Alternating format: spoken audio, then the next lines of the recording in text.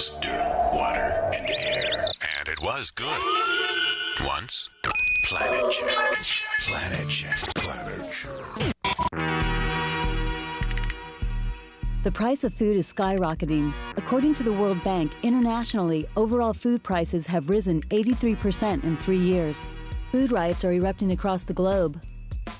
Hi, I'm Mo from PlanetCheck. We're here at Farm Fresh to You in San Francisco, California, here to look at the root causes of the food crisis. The activist and author of the timely new book, Stuffed and Starved, The Hidden Battle for the World Food System, Raj Patel. The book starts out, our big fat contradiction. Explain that. All right, well, in the world today, there are 1 billion people who are overweight and nearly 1 billion people who are starving. And that's a very odd contradiction indeed. And of course, it happens at the same time as we are producing more food than we ever have in human history, and there's more wealth on this planet than there's ever been. Why the surge in price for staples? Patel cites 5 reasons. Number one, price of oil.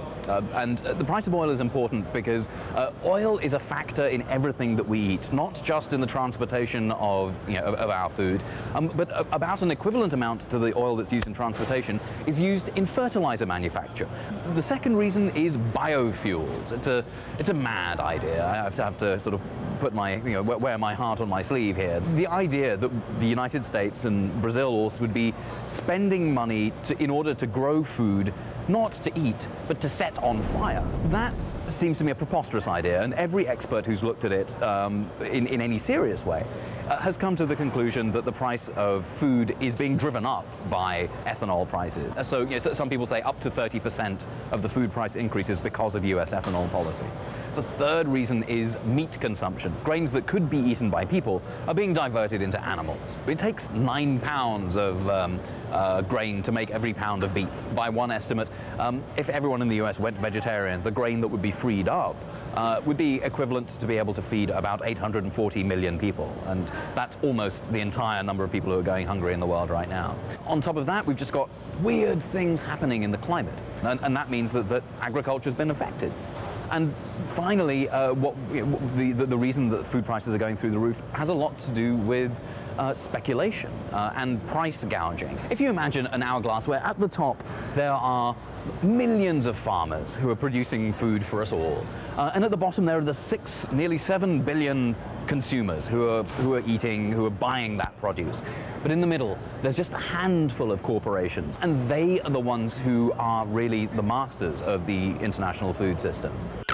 Get this, on average in the United States, your food travels 1,500 miles from field to plate. So how can we think about using urban landscape in such a way to enable people to grow their own food? Permaculture designer, activist, and author Heather Flores is planting the seeds of change. The way I see it, we're using precious resources like water and toxic chemicals to maintain spaces that offer little or no intrinsic value or sustenance for ourselves or our communities. Everybody wakes up with this basic core ethic of taking care of the earth. But if we're going to make that real, we need to bring it home. And what better place to start than the front yard? This is a great approach for people who don't have a garden space.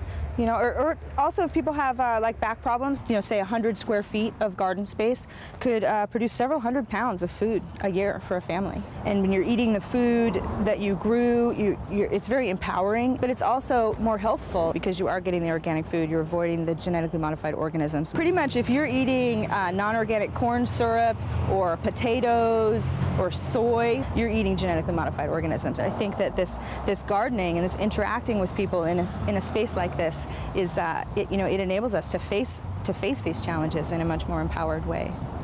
What is an action someone can take right now? Don't go into a supermarket.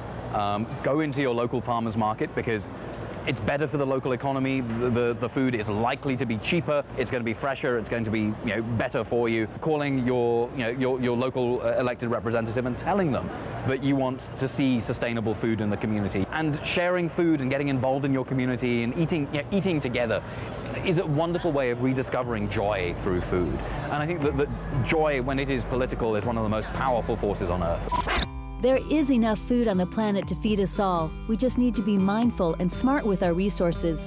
Until next time, that's PlanetCheck.